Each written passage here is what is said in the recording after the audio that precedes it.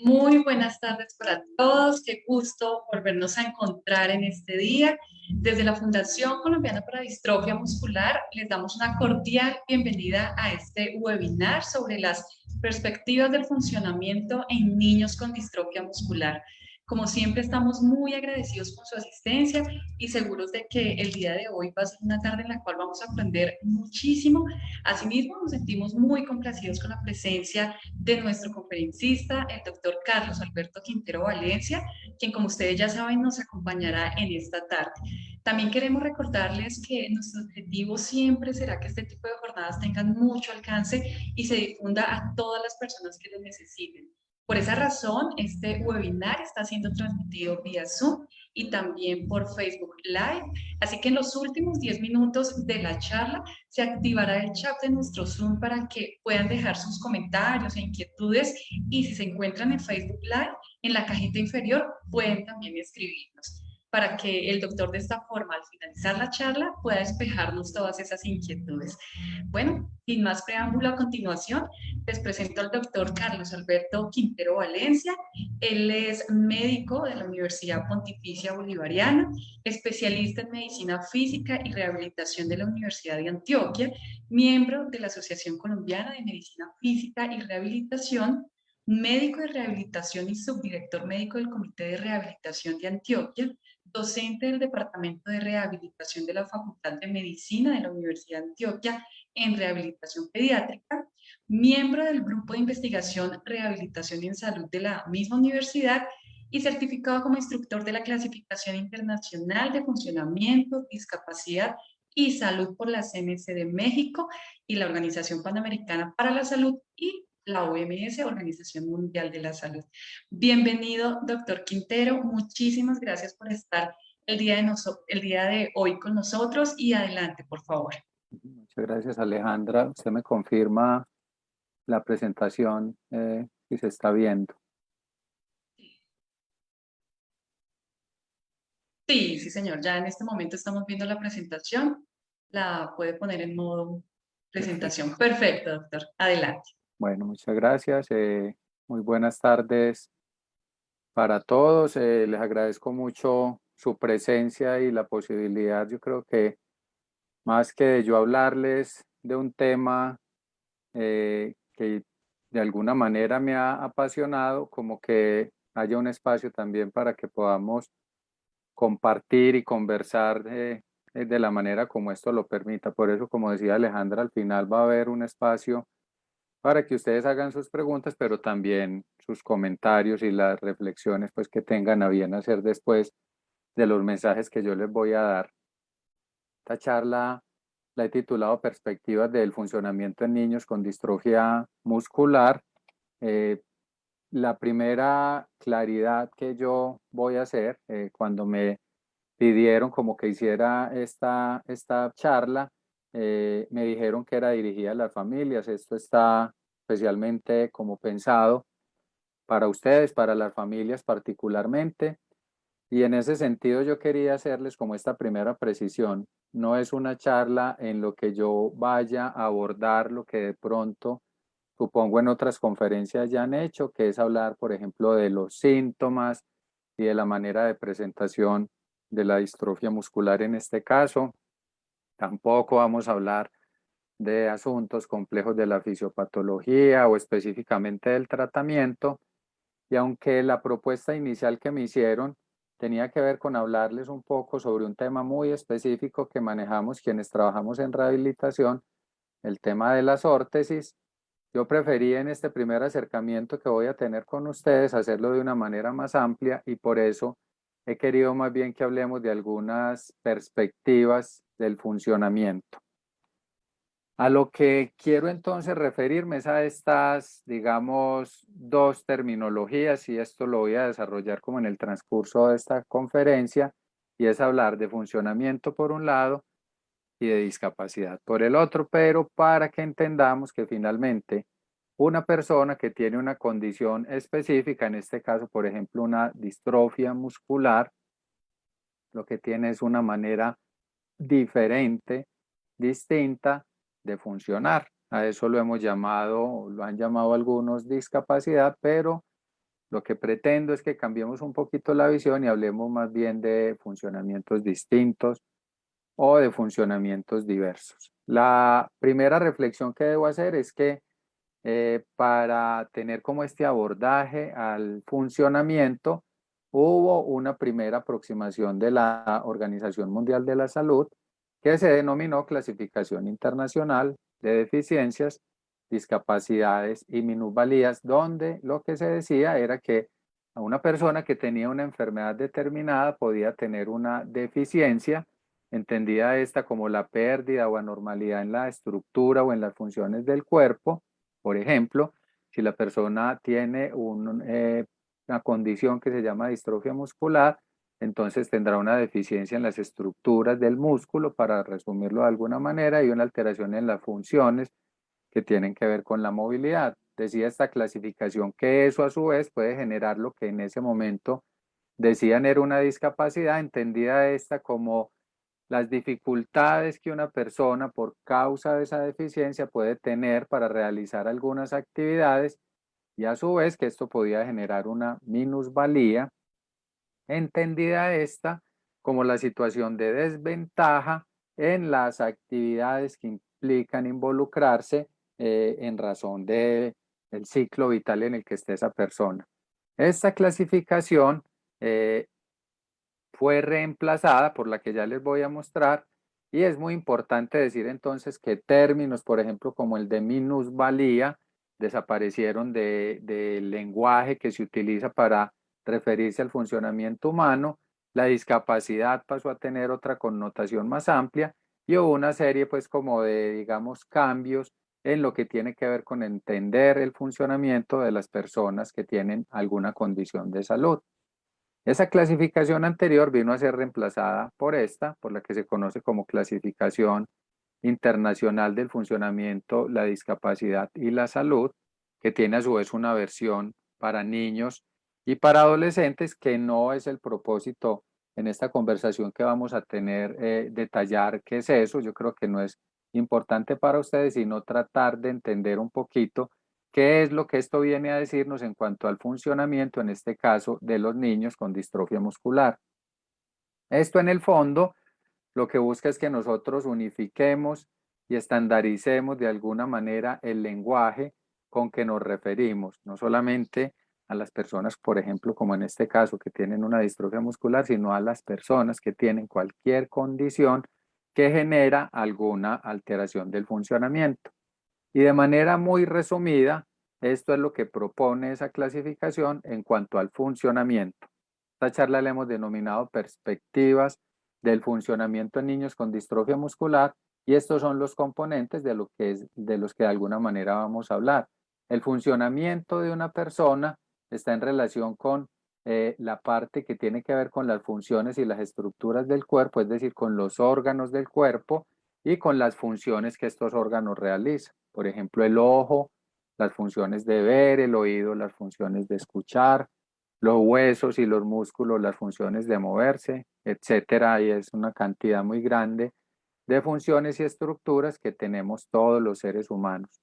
Pero a su vez, la otra perspectiva muy importante del funcionamiento son las actividades.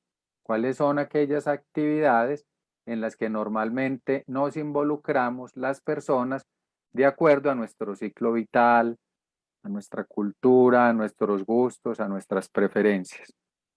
De otra parte está la participación. Eso es en aquellas cosas en que nos involucramos de todo lo que hay en el entorno que nos rodea: la escuela, el trabajo, las actividades religiosas, etcétera. Y finalmente están los que se llaman factores del contexto, que pueden ser bien sea del ambiente o de la persona. Esto es lo que de manera global se llama el funcionamiento humano.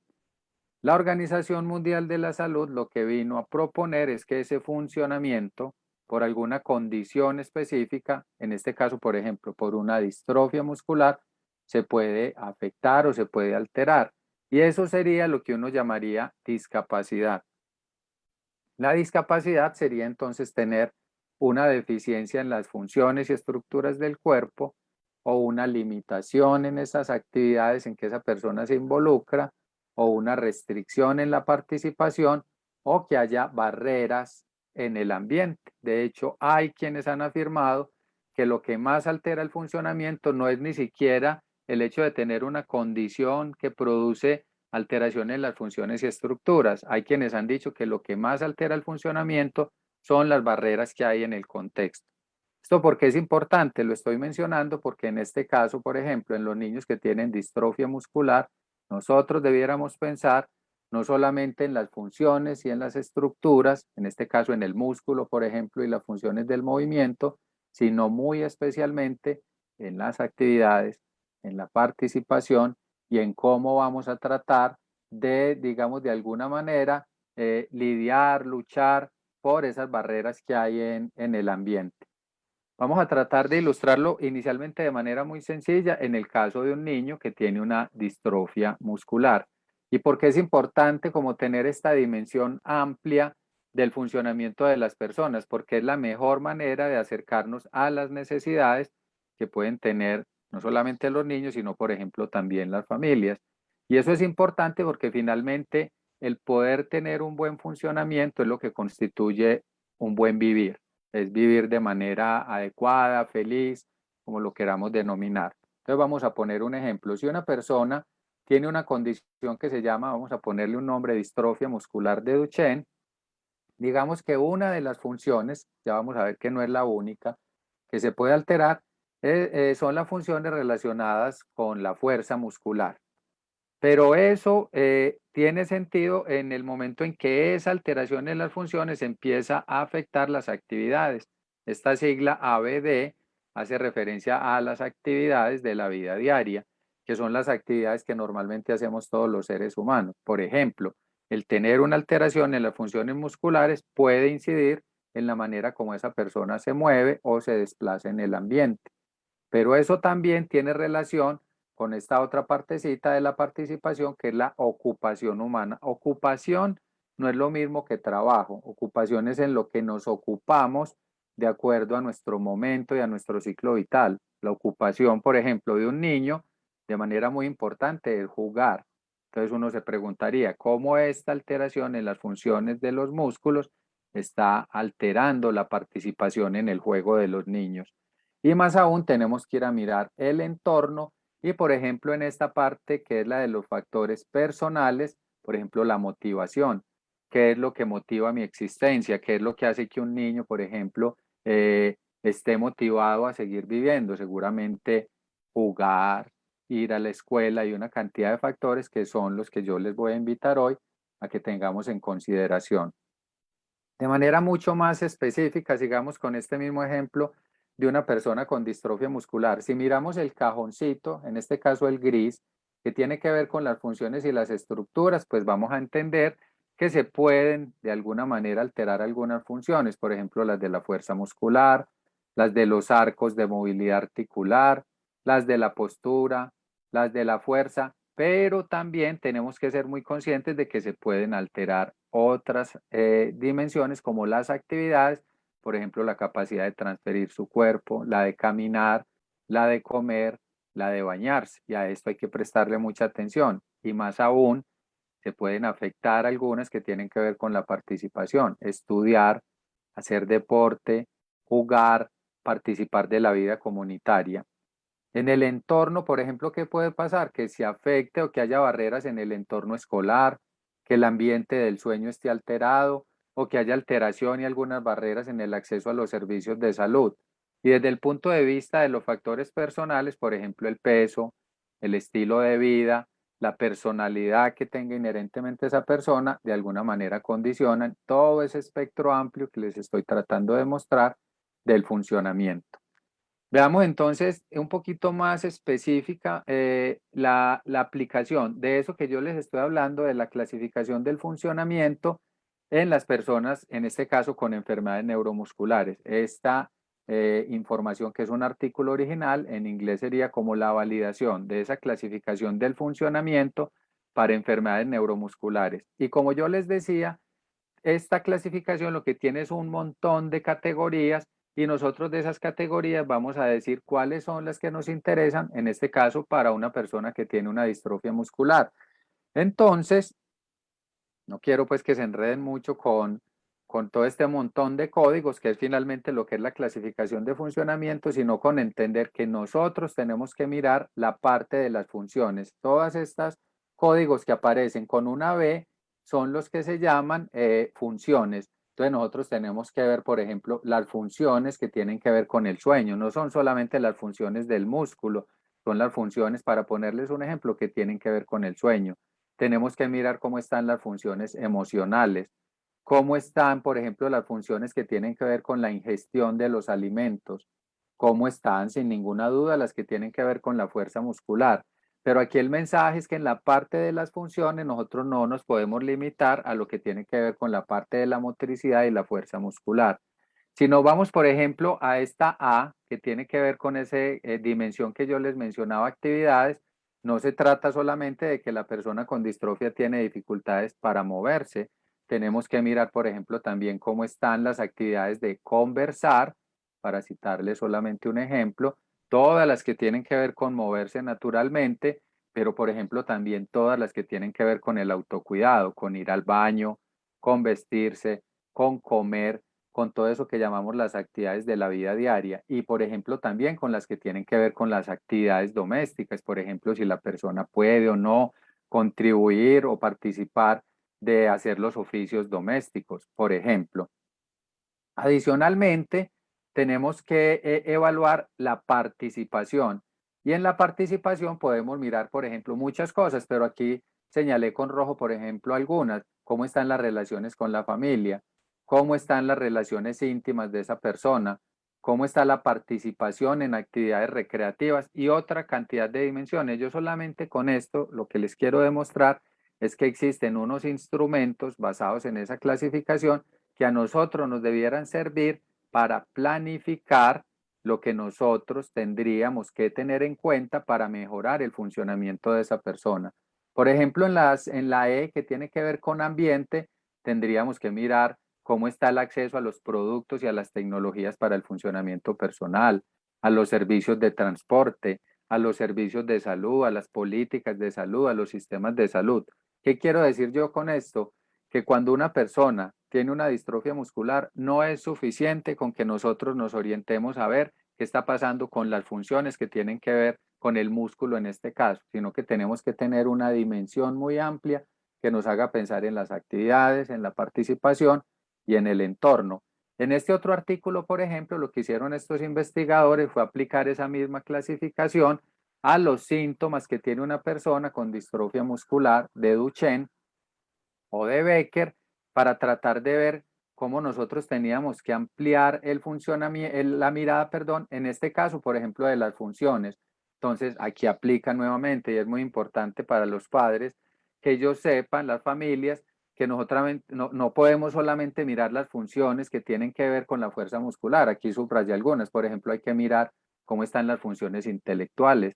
Tenemos que estar seguros que no hay, por ejemplo, un trastorno del espectro autista que esté también acompañando la alteración que hay en las funciones del músculo, un retraso en el desarrollo cognitivo, necesidad, por ejemplo, de servicios de apoyos para la inclusión educativa. Tenemos que evaluar las funciones cardíacas, que no haya arritmias, disritmias, una miocardiopatía, o sea, que el corazón tenga todas esas funciones adecuadas, las funciones que tienen que ver con la respiración, las que tienen que ver con la ingestión de los alimentos. Esa persona tiene que utilizar una sonda nasogástrica, una gastrostomía, por ejemplo, para alimentarse. ¿Cómo está la movilidad? Necesitamos utilizar, por ejemplo, órtesis, que es un tema de que algún momento podremos hablar. Es decir, lo que quiero plantearles con esto es que hay varios investigadores y varias aproximaciones para tratar de que nosotros entendamos que el funcionamiento es algo muy amplio, y que en el caso específico de las personas con distrofia muscular, ese funcionamiento puede estar alterado desde muchas perspectivas. ¿Cuál ha sido el problema?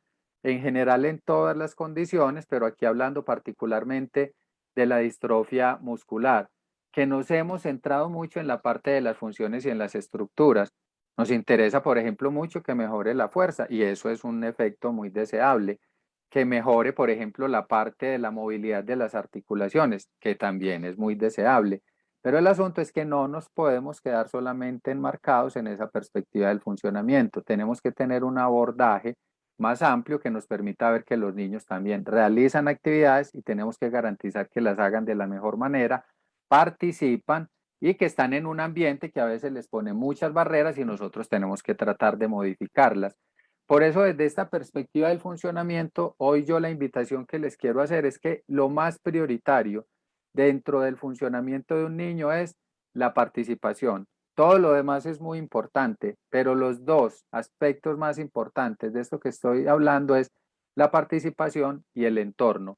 Y uno tendría que ser como muy consistente con esto para poder incluso aproximarse a los niños, a los hijos, en el caso de las familias que estén escuchando, y tratar de entender cuáles son sus necesidades reales, no las necesidades que nosotros a veces creemos que aparecen como consecuencia, en este caso de la distrofia muscular, sino las necesidades que ellos planteen. Y les voy a poner una como ejemplo. La escuela es un espacio de participación. Desde la perspectiva del funcionamiento, una de las cosas importantes es ¿y qué está pasando con la escuela? ¿Qué apoyos le estamos dando al niño con distrofia muscular para que pueda participar de la vida escolar? No solamente en el sentido de moverse en el entorno educativo, sino que está claro, por ejemplo, que un porcentaje también importante de los niños que tienen distrofia muscular de Duchenne pueden tener algún grado de compromiso en las funciones cognitivas. Eso será un tema que no sé si han abordado, pero que en otro momento también se puede abordar, pero que implica que nosotros también estemos pendientes de las funciones de atención, de memoria, de aprendizaje y cómo tenemos que apoyar eso para que el niño tenga un adecuado proceso de participación en la escuela. También está demostrado, y este es un artículo que lo demostró claramente, que la participación y la calidad de vida, que le evaluaron en este caso en niños con distrofia muscular de Duchenne, utilizando esas categorías que yo les estaba mencionando, esa clasificación de funcionamiento, es menor que la de niños pares que no tienen esta condición. Es decir, los niños con distrofia muscular de Duchenne participan menos de lo que debiera participar un niño de esa edad y reportan que tienen una calidad de vida más bajita. Y esto nos pone un reto a todos. ¿Qué tenemos que hacer entonces para mejorar la participación y para mejorar la calidad de vida de los niños? Y en este sentido, yo creo que lo que tenemos que hacer es plantear modelos de atención que se dirijan a esa mirada más amplia. Este es, por ejemplo, el modelo de atención que nosotros estamos utilizando, en el que nos estamos basando en el Comité de Rehabilitación de Antioquia. Un modelo que se fundamente sobre todo en que los niños, en este caso, logren independencia y autonomía en las actividades de la vida diaria, hasta el máximo nivel que les sea posible. Ya vamos a hablar un poquito de cómo hacerlo. Esto no implica necesariamente, por ejemplo, que los niños todos tengan que caminar, pero sí que tengan independencia para moverse. Para citarles un ejemplo, que el niño sea independiente y autónomo para decidir que si yo quiero desplazarme de este lugar en el que estoy a ese otro lugar, puedo hacerlo en una silla manual o si no puedo en una silla manual, incluso en una silla de ruedas motorizada. De eso se trata, lograr independencia y autonomía en las actividades de la vida diaria. Pero ¿para qué es importante que un niño adquiera independencia? Para que pueda participar. O sea, que el reto grande es que los niños puedan apropiar todos los espacios que utilizan los otros niños. Y todo esto desde un modelo de atención que se centre en las necesidades de ese niño y de la familia. Ya vamos a ver que la familia es un actor supremamente importante desde esta perspectiva del funcionamiento. Para eso, pues tenemos también que empezar a hacer ciertas modificaciones. Nosotros tenemos que empezar a exigir, las familias yo creo que pueden empezar de alguna manera a ser partícipe de esto y a decirnos a quienes participamos, por ejemplo, en los procesos de rehabilitación. Eso también hay que hacerlo en el contexto. Nosotros tenemos que ir al sitio donde el niño está haciendo su vida, al parque infantil, a la escuela, al sitio donde practica el deporte. Tenemos una herramienta que esta pandemia nos mostró que puede ser muy útil si es que no nos podemos desplazar y son las estrategias de telemedicina, de telerehabilitación. Podemos mejorar la comunicación en este caso con todos esos entornos. Y pues obviamente tenemos que hacer esto que se ha llamado atención ambulatoria. El niño podrá seguir yendo, por ejemplo, a sus sesiones de terapias de rehabilitación, pero seguramente a lo que esto nos invita es a que tenemos que hacer un cambio en la perspectiva de cómo estemos suministrando este tipo de servicios. Y tenemos que cambiar un poquito la mirada.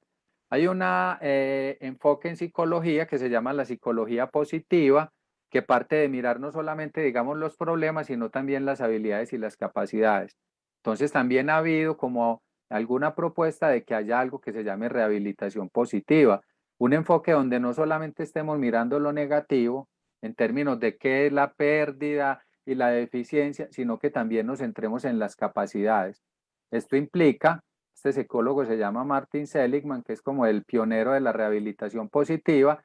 Esto implica que nosotros nos centremos no solamente en los aspectos negativos, sino en los aspectos positivos, como el optimismo, la resiliencia, las respuestas positivas a la pérdida, la esperanza, que es tan importante, la espiritualidad, es decir, que tengamos un enfoque que se base en las fortalezas y en las capacidades de ese niño y que tenga en cuenta que no solamente podemos o tenemos que hacer un proceso de rehabilitación encaminado a mejorar esas funciones de las que yo le estaba hablando, sino que la vida de un niño es una cosa que debemos abordar de una manera más amplia.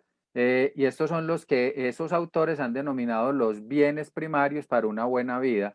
Para una buena vida es necesario tener una vida saludable y un buen funcionamiento físico. Entonces, muchas de las medidas que tenemos que utilizar, medicamentos, terapias, exámenes, todo eso tiene que ver con que el niño tenga una vida saludable y programas que le permitan un buen funcionamiento físico.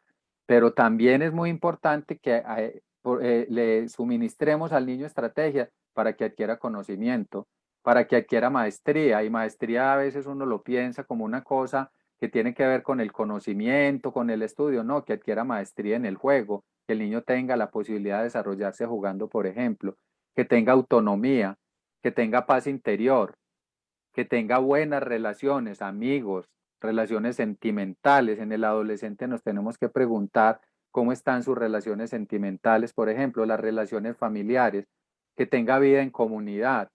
Yo tengo muchos niños, pacientes, que están muy encerrados, incluso algunos me han dicho, cuando ocurrió todo esto de las cuarentenas y que todos nos tuvimos que recoger, algunos me planteaban y me decían, yo no sentí como la diferencia porque era lo que estaba siempre habituado. Me han dicho algunos adolescentes, pacientes con distrofia muscular, tenemos que tener esa perspectiva de que vivimos en comunidad y hay que garantizar algo de vida en comunidad. La espiritualidad entendida como cuál es el propósito de vida, qué es lo que motiva la existencia de este niño, de esta familia, la felicidad y la creatividad. Entonces lo que quiero mostrarles es que la perspectiva es muy amplia. Y sí, vamos a otra propuesta, en este caso de este doctor que se llama el doctor Peter Rosenbaum. Él creó las que se llaman las palabras F y él dice, estas palabras F son las que debieran guiar todo lo que nosotros hagamos en los niños. Entonces aquí que están familias y personas que estamos interesados en darles una buena calidad de vida y bienestar a los niños con Duchenne, vamos a ir pensando estas palabras F desde la perspectiva de la distrofia muscular de Duchenne. En minúscula las van a encontrar en inglés como él las propuso, en mayúscula las van a encontrar en español. Ahora, lo importante que ustedes miren de estas palabritas es que cada una de ellas ocupa el cajoncito que yo les decía ahora, ocupaba las funciones y las estructuras, las actividades, la participación y el contexto. Entonces, es de una manera didáctica otra forma de entenderlo. Entonces, la primera de ellas que corresponde a las funciones es la forma física, fitness o ejercicio. Ya lo vamos a detallar un poquito. La segunda sería la palabra función. La tercera tendría que ver con fraternidad, si lo quieren, las relaciones con los amigos o tener amigos. La cuarta palabra sería la que tiene que ver con la familia. Y la quinta palabra, traducida pues del inglés, lo pudiéramos homologar como a felicidad, lo que a los niños les resulte grato. Entonces vamos a detallar cada una de estas palabras F y lo que yo les pediría a ustedes es que vayan haciendo el ejercicio de pensar en sus propios hijos, en sus familiares, en los niños que atienden y vayan pensando qué estrategias tenemos que desarrollar para facilitar el funcionamiento de los niños desde esta perspectiva. Empecemos con la primera palabra, función. Lo que las personas hacen, que ahora hablábamos como ocupación, es lo que una persona de acuerdo al ciclo vital hace. ¿Cuál es la principal ocupación de los niños? Jugar. Entonces, en términos de función, un primer planteamiento es qué estamos haciendo para que los niños puedan tener un juego participativo, para que los niños puedan realmente jugar.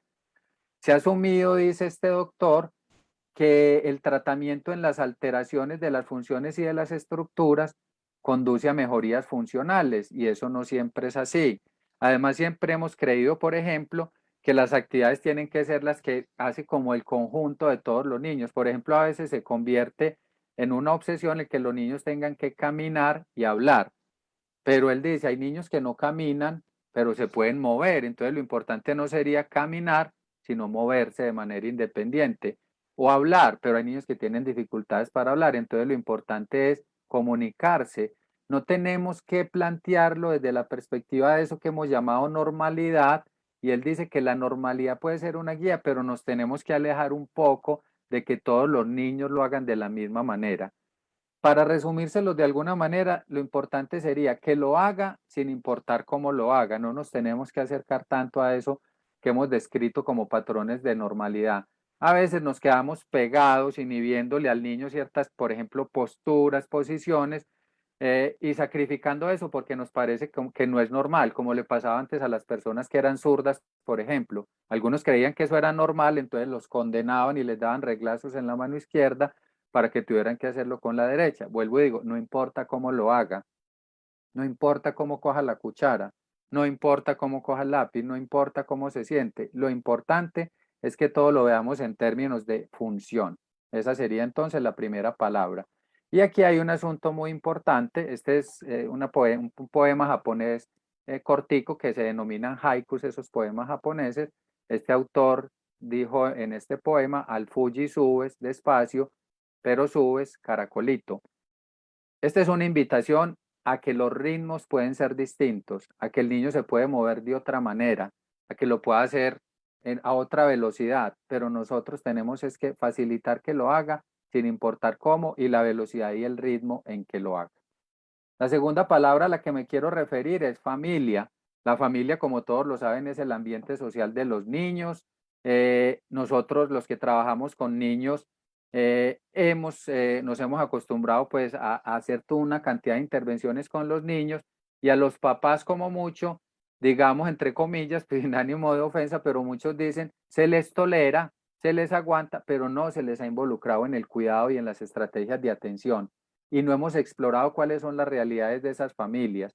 Y se sabe además que la salud mental de los papás en niños que tienen alguna discapacidad está alterada. Entonces tenemos también que trabajar y las familias que están aquí tendrían que empezar a decir, tenemos que plantear estrategias, no solamente por la salud del niño, también por nuestra propia salud. Si el núcleo familiar está bien, todo lo que tiene que ver con el niño va a estar mejor. Y además porque ya hay evidencia y artículos que muestran que si uno hace una aproximación centrada en la familia, van a estar mejor las cosas, o sea, se produce mejor bienestar en el niño, en la familia. Entonces tenemos que apuntar a estrategias que tengan que ver con la familia y los grupos de familia, las organizaciones donde nos estamos convocando. Tenemos que promover no solamente estrategias para el niño, sino para la familia. Cuando uno tiene un niño cualquiera, no estoy hablando de un niño con una condición, uno tiene que plantearse cuál es el rol que tiene como papá. Yo en alguna partecita me encontré esto, que es un hijo, es un regalo del cielo que se nos presenta, decía como una dificultad, un reto, pero ¿por qué no verlo mejor en términos de eso que yo les decía positivo, como una posibilidad para tratar de ser mejores personas? Entonces, entender que a veces un hijo con esta o con la otra condición realmente lo que nos está enseñando es una cantidad de cosas para nuestro propio proceso personal como papás.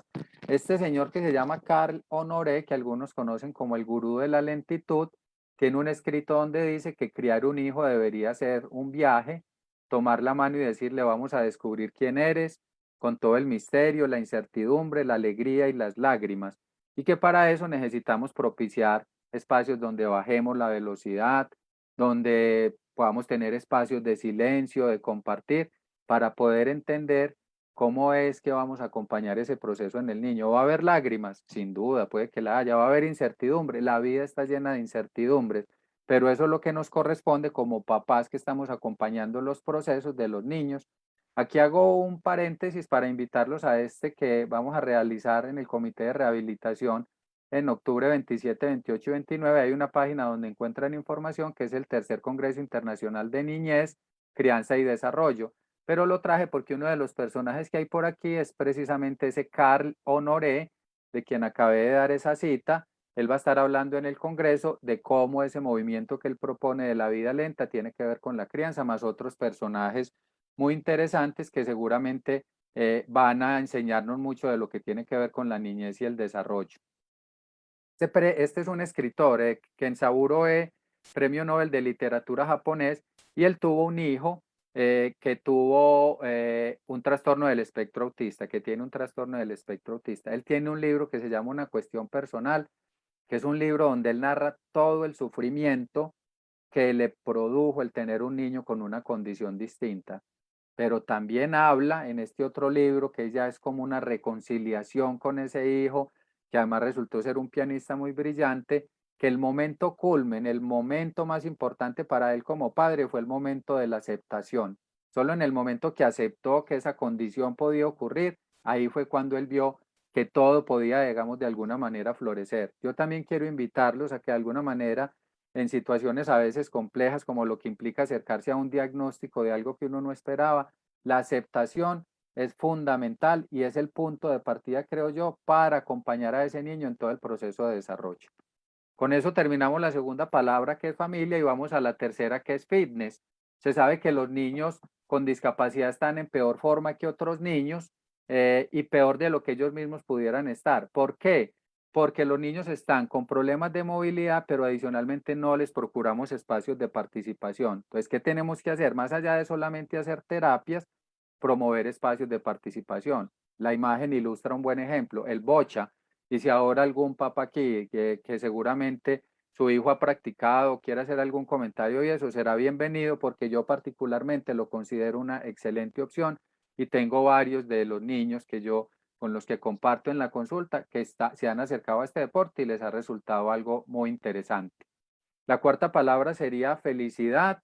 Eh, Nada que a los niños les produzca sufrimiento, eso de que sangre, sudor y lágrimas o que el estiramiento doloroso es el que sirve, eso no tiene ningún sentido. O sea, lo que hay que procurar es que los niños estén felices y desde esa perspectiva del funcionamiento, que todo lo que hagamos les genere a ellos alegría, competencia de logro, les genere confianza, motivación, porque están felices dentro de la actividad que están haciendo. O sea, que la invitación es alejémonos de aquellos procedimientos que no les producen felicidad a los niños.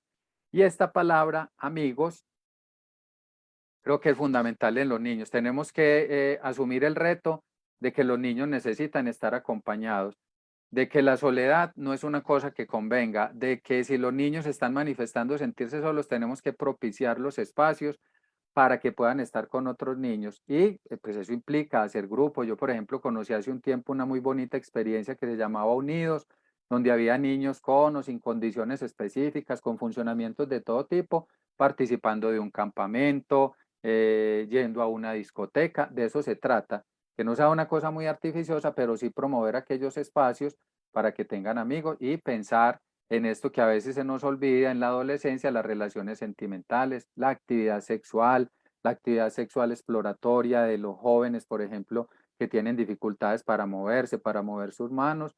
Es un tema que nos inquieta, que nos produce mucho escozor a los papás, a los médicos, a todo el personal de la salud, pero que creo que es muy importante que abordemos desde una perspectiva muy amplia del funcionamiento. Y hay una sexta palabrita que es como transversal, que es futuro, y es una palabra que implica que ese niño que en este momento estamos viendo es una persona que va a tener un desarrollo, que tiene unas expectativas, que no es un niño eterno, que hay un momento en que va a dejar de ser niño, adolescente y después va a ser adulto, y que nosotros tenemos que garantizar todas las condiciones para que pueda disfrutar de su adultez.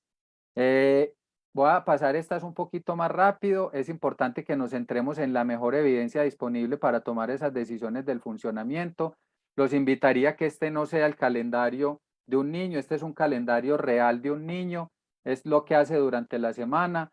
Entonces uno decía, bueno, le queda el fin de semana, que es cuando va donde el médico de medicinas alternativas, pero entonces lo dedican a la parte de natación, musicoterapia, para ir donde la abuelita, y uno dice, ¿y dónde quedan todas esas actividades de las que yo le estoy hablando? Entonces hay que ser cuidadoso de cómo organizamos las agendas del tiempo para que los niños puedan realmente participar.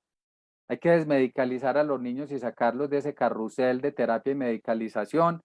No se trata solamente de danzaterapia, quinoterapia, hidroterapia, se trata de bailar, se trata de montarse en un burrito, se trata de nadar y no medicalizar todas las acciones de la vida del niño. Tener cuidado con los comerciantes de la discapacidad, muchas veces aprovechan, digamos que las inseguridades que tenemos, los temores, para generar una cantidad de cosas en las que tenemos que ser muy cuidadosos para no caer en las manos de personas que sin escrúpulos utilizan esa angustia que tenemos para vender muchas de las cosas. ¿Y qué hay espacio distinto que a un niño le guste más que este? Jugar, participar. Entonces, la invitación como para ir cerrando esta parte y poder darle espacio a las preguntas y a los comentarios, es que el reto grande que tenemos desde esa perspectiva del funcionamiento es promover las actividades, pero especialmente promover la participación y que como adultos que estamos unidos en torno a querer el desarrollo, mejor desarrollo integral para esos niños, luchemos por quitar todas esas barreras del ambiente, por una defensa de los derechos y en ese sentido quienes estamos en salud organicemos programas de atención que garanticen esta atención integral, quienes están en la parte educativa garanticen esos apoyos educativos, pero que el reto desde la fundación, desde las organizaciones, sea realmente promover un desarrollo integral, diverso, no importa que sea diverso, la diversidad es parte de la condición humana, pero que permitan en esencia que ese niño sea feliz. Yo voy a dejar aquí como la parte pues como de la charla porque me interesa mucho ver si de pronto tienen preguntas y que aprovechemos el espaciecito que nos queda para eso. Por supuesto, doctor. Primero que todo, agradecerle, la verdad, por esta presentación, excelente, fue muy clara, muy entendible para todos nuestros pacientes, familias y cuidadores, para lograr entender todo el funcionamiento muscular, intelectual y demás en niños con distrofia muscular. Es por eso que tenemos algunas preguntas, doctor Quintero, pero antes de realizarlas, le cuento a usted y a todos los asistentes que a lo largo de nuestra conferencia hemos tenido una gran acogida en redes sociales y hoy en Facebook Live nos están acompañando 106 personas en este momento y aquí en Zoom 22 personas en este momento. Así que pues nos alegra mucho porque eso quiere decir que la información está llegando a las personas que lo necesitan. Bueno, doctora, así las cosas, la primera pregunta que nos realizan desde Facebook Live es, ¿de qué forma pueden los médicos crear conciencia en el autocuidado para mejorar ese proceso de rehabilitación?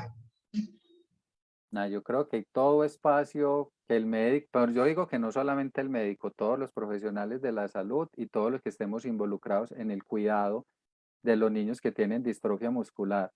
Yo creo que resume lo que para mí en esencia es la atención médica, que tiene que ver con el cuidado. Entonces, ¿cómo proveemos cuidados, pero cómo fomentamos el autocuidado? Creo que eso implica desde sacar un espaciecito de la consulta para poder conversar directamente, por ejemplo, en este caso, con un niño o un adolescente, qué cosas lo preocupan, promover esos hábitos de vida saludable. Pero además yo creo que esta perspectiva que yo les planteaba tiene que ver mucho con eso. Si el niño hace ejercicio, por ejemplo, está haciendo parte de su autocuidado y todas las otras perspectivas. Y lo otro es que creemos estrategias. Por ejemplo, todo lo que tiene que ver con el autocuidado, la promoción y la prevención, también es un asunto que tristemente hay que decirlo, no está igual de cuidado en las personas que tienen alguna situación que altera su funcionamiento, lo que hemos llamado con discapacidad. El hecho de, por ejemplo, de realizar eh, tamizajes, por ejemplo, del perfil lipídico, de la glicemia, en mujeres adultas, por ejemplo, realizar tamizajes para cáncer de cervix, para cáncer de... No se hace lo mismo, entonces yo creo que la invitación es, aquí no hay necesidad de hacer una diferencia, o sea, todo lo que tiene que ver con autocuidado, promoción y prevención es igual para todas las atenciones que nosotros hagamos. Excelente, doctor. Muchísimas gracias por esa respuesta. La siguiente pregunta también es desde Facebook Live y nos preguntan, y es muy importante porque va dirigida a los cuidadores, ¿cómo ayudar al cuidador también en este proceso para que no se desgaste?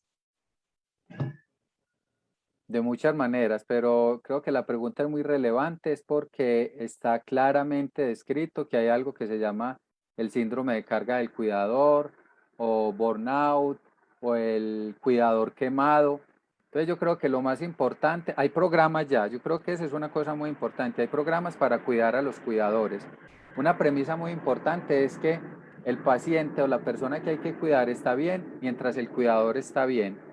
Entonces, de alguna manera, todos los programas se han dirigido mucho a la persona que tiene una condición, en este caso, por ejemplo, la distrofia muscular, pero al cuidador hay que proveerle espacios, por ejemplo, para que su salud mental esté bien. Estrategias muchas, todas las que quieran, por ejemplo, un espacio de yoga, un espacio de mindfulness que en este momento está tan en boga, un espacio, yo en algún momento recuerdo que el Politécnico Jaime Sasa Cavia aquí, que tiene un grupo muy importante de acompañamiento a personas con diferentes con discapacidad, creó un programa para que mientras los niños con distrofia muscular y otras condiciones estaban, por ejemplo, nadando en la piscina, a las mamás les hacían una sesión de masaje, en otro programa les pintaban las uñas, o sea, yo creo que es proveedor esos espacios.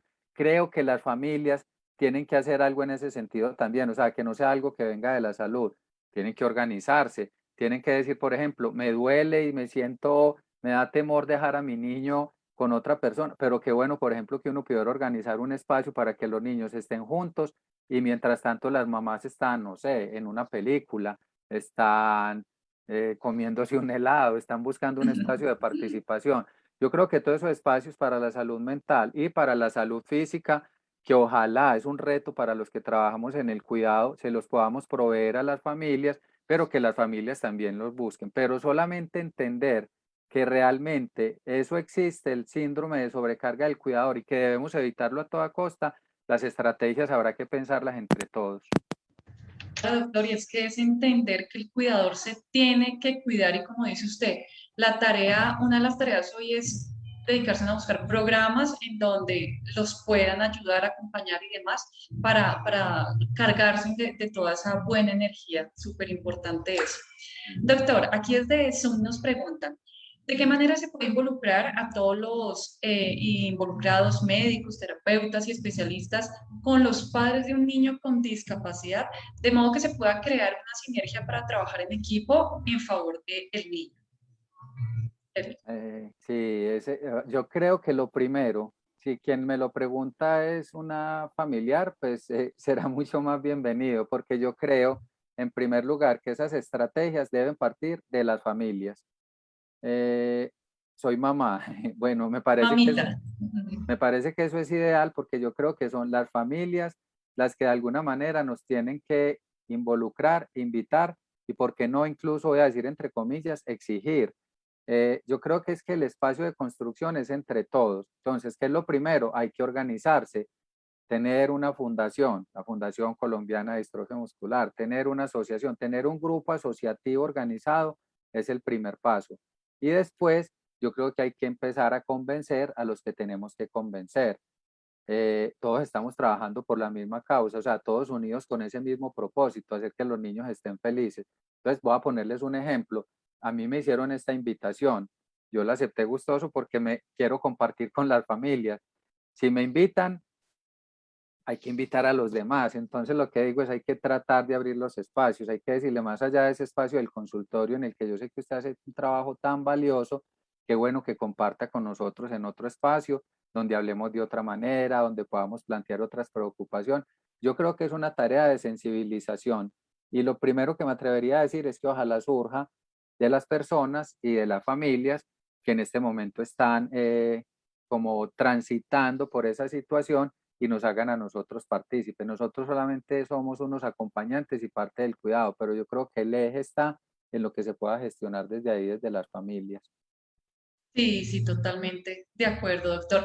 Mire que nos hacen otra pregunta desde Facebook Live, porque quedó sonando el tema del cuidador, de los programas, pero no sé cómo la podemos desarrollar, doctor, porque nos dicen cuáles son los programas de cuidado a cuidadores y cómo se puede acceder a ellos. Bueno, yo no sé dónde es, porque yo estoy en Medellín, entonces Sí, yo no ¿cómo lo sé. podemos desarrollar? O bueno, sí, denos alguna sugerencia, mejor dicho. Sí, yo creo que una de las cosas, o sea, incluso hay instituciones que están creando ya unos currículos para hacer acompañamiento a los cuidadores, no solamente en cómo deben dar ellos los cuidados, sino en cómo se tienen que cuidar. Yo sé que, por ejemplo, aquí en Medellín, el Parque de la Vida, que es una institución como adjunta a la Universidad de Antioquia, a la Facultad de Medicina, creó un programa para cuidar a los cuidadores.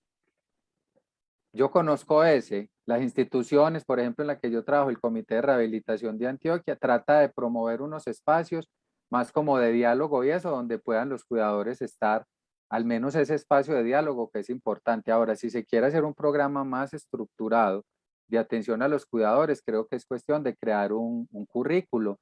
¿Qué es lo que se necesita para el cuidado de mi salud física? ¿Qué es lo que se necesita para el cuidado de la salud mental? ¿Qué tengo que hacer para mi salud emocional, para mantener mi relación de pareja? Entonces yo creo que es involucrar también a personas que tengan alguna experticia en cada campo. En la parte de, por ejemplo, salud física, seguramente un fisioterapeuta, pero también un maestro de yoga, un educador físico va a poder aportar mucho. En la parte de salud mental, seguramente preguntarle a un psicólogo va a ser muy, pero yo creo que lo que hay que construir es el currículo desde las necesidades que tienen las personas. Cuando empieza a manifestarse ese síndrome del cuidador quemado, eh, hay que plantear esas estrategias. Y lo otro es que hay que buscar apoyos.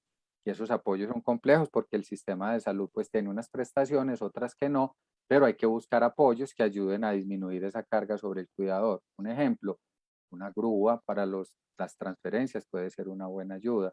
Una persona que asiste en los cuidados puede ser, con todas las dificultades que yo sé que hay muchas veces en el acceso a eso, pero que liberen un poquito la carga que uno tiene. Bueno, para ser un poquito más concreto, Ujú. creo que es cuestión de crear de pronto un currículo, estructurarlo, y yo les pudiera mencionar, por ejemplo, esa experiencia que conozco del Parque de la Vida aquí en esta ciudad. No sé de dónde hay más personas. Pero bueno, yo creo que es una tarea que nos queda a todos también con averiguar con las secretarías y demás para que de manera, digamos, gratuita y demás se puedan los cuidadores acceder a este tipo de programas. Perfecto, doctor. Muchísimas gracias por ese dato de allá en Medellín. Doctor, la última pregunta es la siguiente. El doctor ha mencionado que tienen un enfoque integral para desarrollar intervención dirigida al funcionamiento, las actividades y la participación. Aparte de la independencia que le puede dar, por ejemplo, a un paciente el uso de silla motorizada, ¿cuáles pueden ser otras estrategias que permitan la independencia y la participación en pacientes con distrofia muscular? Yo creo que vea, desde la perspectiva de la CIF, casi que habría que coger cada una de las dimensiones, pero me atrevería a decir, por ejemplo, como estrategias de rehabilitación, un dispositivo motorizado, toda la tecnología adjunta que ustedes quieran para facilitar las actividades de la vida diaria, los dispositivos que hay para bañarse, los implementos que hay para vestirse, de todo tipo, desde tecnología más avanzada hasta tecnología que sea, digamos, más básica, que se pueda hacer incluso en la casa, los dispositivos o sistemas de comunicación aumentativa y alternativa, los dispositivos con que se cuenta para la comunicación, los implementos, por ejemplo, para facilitar actividades de alimentación, que van desde mejorar el agarre de una cuchara, por ejemplo, que simplemente puede ser aumentar un mango, o que puede ser incluso poner algún dispositivo para que una persona que no pueda vencer la gravedad pueda acercarse la cuchara a la boca, las adaptaciones que hay que hacer en el baño. Eso mencionando solo el componente de actividades, pero desde la perspectiva que yo les mencionaba, el panorama es muy grande. ¿Qué adaptaciones hay que hacer de diseño universal en la escuela a la que está yendo mi niño? ¿Qué gestión tengo que hacer para que se pueda, por ejemplo, facilitar la rampa y la silla motorizada pueda ser utilizada? Pues que la barrera no sea que lo primero que se encontró fue un escalón. ¿Y qué hay que hacer con las políticas? O sea, la perspectiva es muy amplia, pero de manera concreta, si se trata de servicios de rehabilitación, yo creo que el primer paso es que a nosotros, a los profesionales de rehabilitación, nos tienen que coger y cambiar un poquito un chipcito que tenemos, que es de que hay que promover esas actividades que se dirijan a eso, al logro de independencia y autonomía. No nos podemos quedar, por ejemplo, es un mensaje para las familias, en una cantidad de terapias eternas y eternizamos a los niños en programas, por ejemplo, de estiramientos de fuerza, sin que eso tenga un impacto en el desempeño de los niños. Entonces yo creo que la primera premisa sería, cambie un poquito el chip y piense que lo que el niño tiene que lograr es independencia y autonomía. El cómo seguramente incluso hace parte a veces del ingenio que podemos tener nosotros, pero lo que quiero decir es que para eso hay tecnologías más allá de las sillas motorizadas, una cantidad grande de tecnologías que se pueden utilizar en esos procesos. Gracias, muchísimas gracias, doctor. Y mire que seguimos con ese tema de cuidando al cuidador, quedó ahí sonando porque mira, quiénes nos están diciendo o escribiendo más bien. Famisanar está dictando un curso cuidando a los cuidadores a través de la Universidad Cafán. Entonces, por favor, pues la invitación es a que ingresen por internet, busquen información y ya saben que nosotros desde la Fundación estamos prestos para apoyarlos, guiarlos en todos los procesos que se requieran. Bueno, doctor, hemos llegado a la parte final ya de nuestro evento. De verdad que agradecerle muchísimo a usted por habernos acompañado el día de hoy, por brindarnos toda su información. Y bueno, pues de esta manera hemos llegado a la parte final de nuestro evento. Muchísimas gracias también a los participantes por sus preguntas y demás. Y bueno, desearles una buena tarde, una buena noche y pronto nos veremos en otra charla. Adiós, doctor. Muchas Bueno, gracias. muchas gracias a Adiós. todos. Gracias.